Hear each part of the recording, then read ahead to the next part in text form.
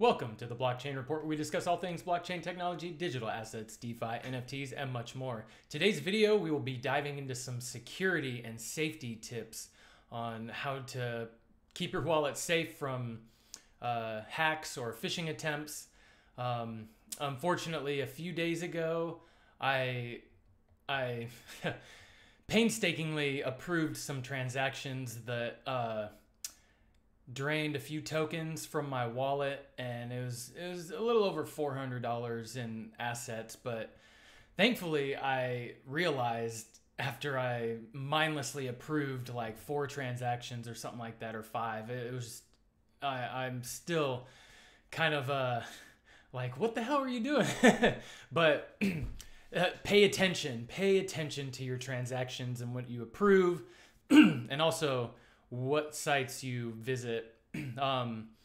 But yeah, before we get started though, before I dive into my whole spiel, please like, subscribe, share this out, help get the word out, and help show others my pain, and learn lessons through me, and hopefully it won't be as bad if you ever come across a phishing scam or phishing links.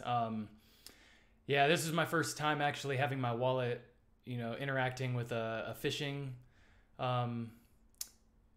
attempt. So I've been lucky enough to get through this long without being hacked or scammed. But unfortunately, my day came the other day, and thankfully it wasn't a lot of money, which, I mean, in some cases it could be a lot, but I'm just glad it wasn't my whole wallet, my assets, the NFTs and stuff. I almost gave away my Lens protocol handle, which would have just really been upsetting.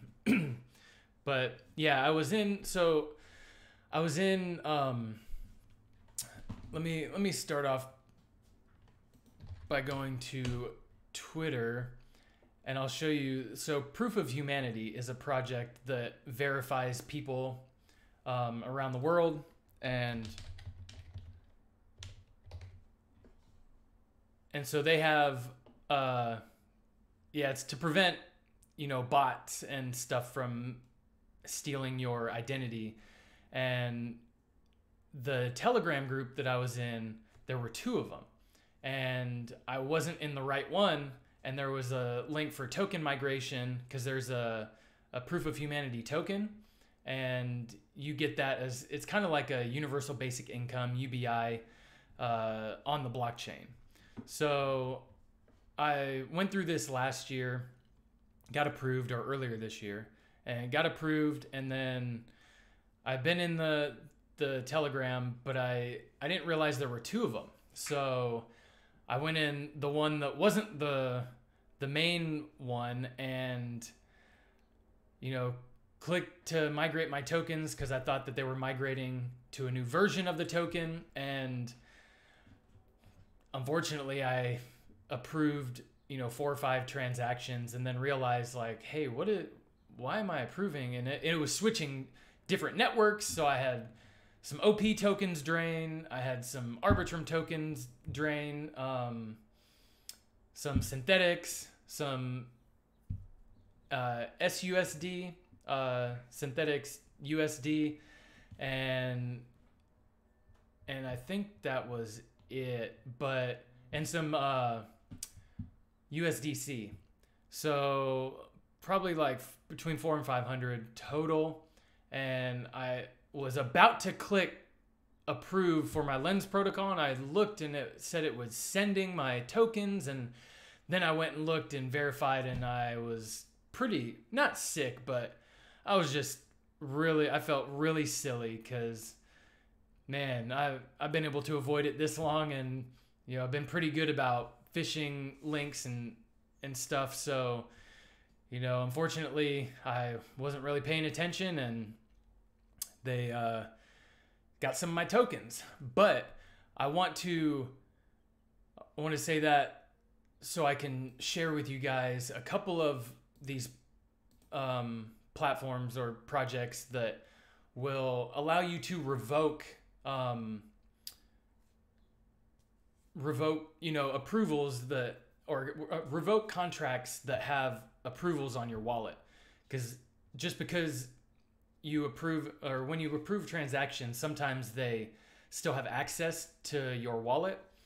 And I can show you here. So with revoke.cash is one, and d.fi. D.fi has their shield, which shows you, your risk exposure, total amount protected, and the high risk contracts that are still linked to your wallet. So I'm going to go ahead and connect my wallet to revoke. And as you can see, there's a bunch of Ethereum, BNB chain, Polygon ZK EVM, Arbitrum, Optimism, a whole host of these networks and testnets as well. So I haven't revoked a lot on the Ethereum network because some of these aren't really, some of them are just nothing. So, and also spending for transactions on Ethereum network, it's just not worth it to me right now. I don't have really anything on there to lose. But the BNB chain, I did have an approval on here, and you can go through and check to see what you have approved and authorized, and you can also change the approval amount. Like if you want to keep whatever this contract is, or whatever asset, you can change the approval amount. Like if I transfer USDC over to another network and it needs, it gives you a spending limit. So you can approve how much you want to spend for that transaction. And you can also adjust it in here. And this shows you the authorized spender, last updated, and the actions to revoke.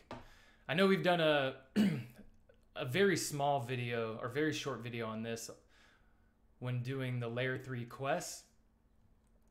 Yeah, it seems like the ZK EVM is having trouble.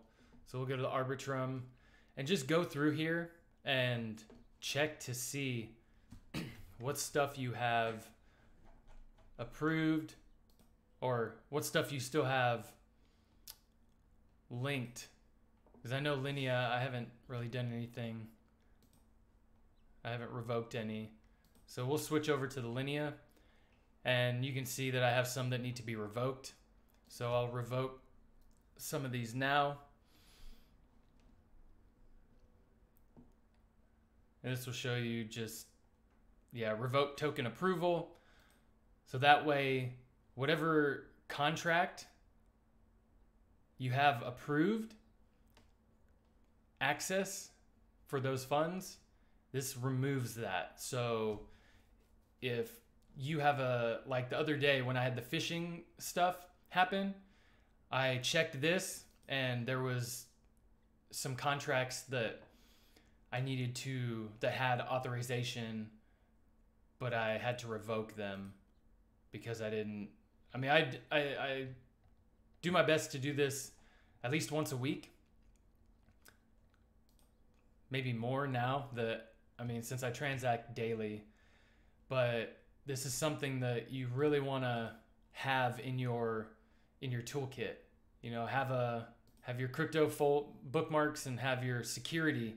I haven't set one up for that yet, but that's a good idea, actually. So I'm going to set this into my crypto new folder, security, and bada boom. So once you revoke some of these, it will cost a little bit. It's not really a lot, 15 cents for that. Ethereum, it might be a few bucks per, and other networks like Optimism, Arbitrum have really low. Polygon, they have really low fees, pennies on the dollar. And then we'll revoke this one. And then I'll show you my other favorite is D.fi. And D.fi is pretty good because it shows you, your your stuff on some networks. It doesn't show all networks, but it has address book, crypto markets, explore yields, NFTs, all that, send, swap, and they have this shield, which I just revoked some stuff the other day that wasn't tied to this phish attempt, but these are all on the Ethereum network. So we'll see what it costs on the Ethereum network to revoke these. Yeah, 254. It's just, 12 bucks. I don't have much on the Ethereum network. I feel pretty okay with some of these. Oh, maybe not token drain. So, and you can see what vulnerabilities. So this one I may want to do because it does say token drain. Maybe both of those. I don't remember how much I have on here, but we'll go ahead and swap these out. How much ETH do I have on the Ethereum network, actually? Okay. So 12 bucks. I'll do these token drains. As those seem to be the worst on here. We'll go ahead and confirm. These other ones, proxy upgradability. The contract can be upgraded, changing its functionality. So I won't worry too much about that. But the token drain ones, you definitely want to, you do want to be safe about it. So I hope that you guys learned a good bit. This is very important to keep your wallet safe and secure. So learn from my mistakes and stay safe out there. But with that, this is the Blockchain Report. Have a wonderful day. Peace.